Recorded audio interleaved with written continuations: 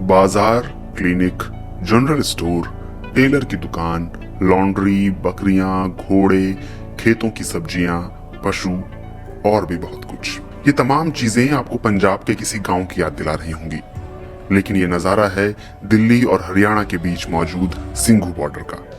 जी हाँ, ये वही सिंघू बॉर्डर है जहां बीते 1 साल से किसानों का विरोध प्रदर्शन चल रहा है। प्रधानमंत्री नरेंद्र मोदी ने पिछले हफ्ते किसानों के विरोध को देखते हुए कृषि कानूनों को वापस लेने का ऐलान किया, लेकिन किसानों का कहना है कि सिंघू बॉर्डर पर उनका विरोध तब तक जारी रहेगा जब तक कृषि कानून संसद से पूरी तरह वापस नहीं ले लिए जाते। हमारी अभी एनसीपी है वो भी बाकी है, हमारे और भी बहुत काम है जो करने वाले हैं। और गवर्नमेंट मानेगी तो तब हम जाएंगे, नहीं तो अभी 2024 की जो इलेक्शन भी आएंगे हम तब भी यहाँ तक।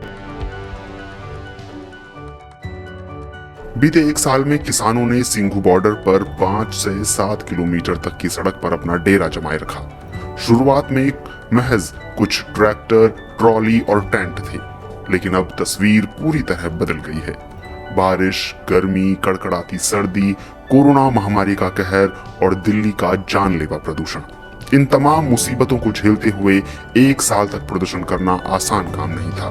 किसानों ने अपने लिए शेल्टर बनाए, उनमें जरूरत के हिसाब से AC, TV, cooler, fridge, heater, geyser, पंखे आदि का इंतजाम करते गए।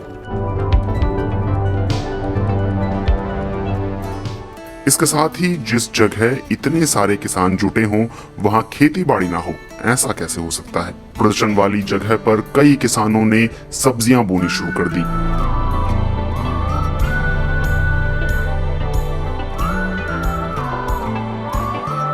प्रदर्शन कर रहे अधिकतर किसान बुजुर्ग हैं, इसलिए उनके लिए आपातकालीन स्वास्थ्य सुविधा वाला 6 बेड का क्लिनिक भी शुरू हो गया। लेकिन इन तमाम चीजों से अलग प्रदर्शन स्थल के पास जो दुकानदार थे, बीते 1 साल में उनकी कमाई बेहद कम हो गई। यूपी से आने वाले सहनदार का सिंघू बॉर्डर के नजदीक एक छोटा सा ढाबा था। बीते 1 साल से वो ढाबा बंद है। उन्होंने पान की दुकान शुरू कर दी, हालांकि इससे भी उन्हें कोई खास कमाई नहीं हुई।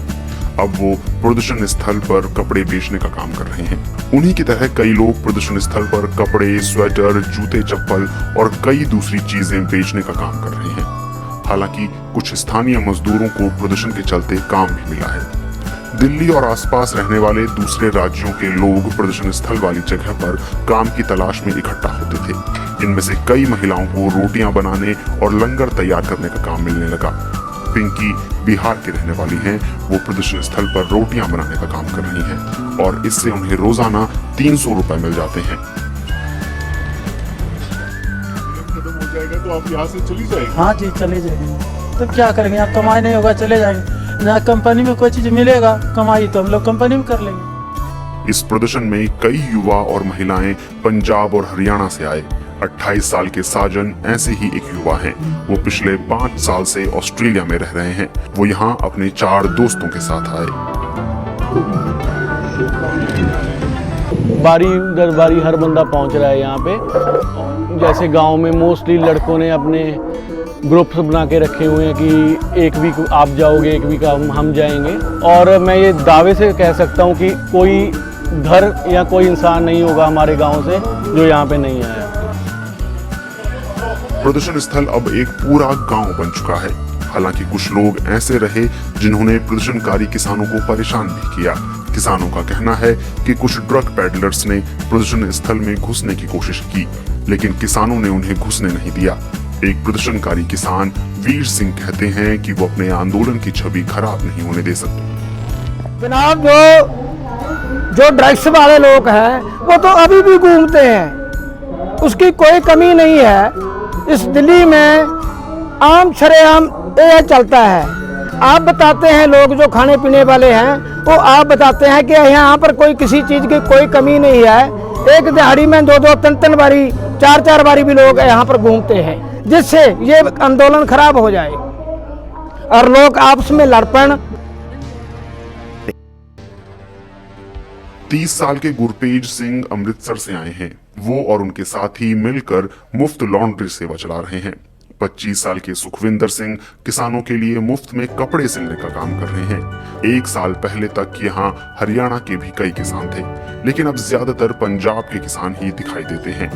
हरियाणा के किसानों के भी कुछ टेंट दिखते हैं, लेकिन उनमें ज्यादा लोग मौजूद नहीं हैं। किसानों की मांग अब मान ली गई है। ऐसा लगता है कि किसान अब अपना आंदोलन समाप्त कर देंगे, सड़कें फिर खुल जाएंगी, ट्रैफिक दोबारा दौड़ने लगेगा, आसपास के दुकानदारों का काम भी ट्रैक पर लौट आएगा। लेकिन एक चीज जो किसी को नहीं पता वो यह है कि किसानों की आर्थिक स्थिति भविष्य में कैसी होगी और कृषि में होने वाले सुधार कब होंगे।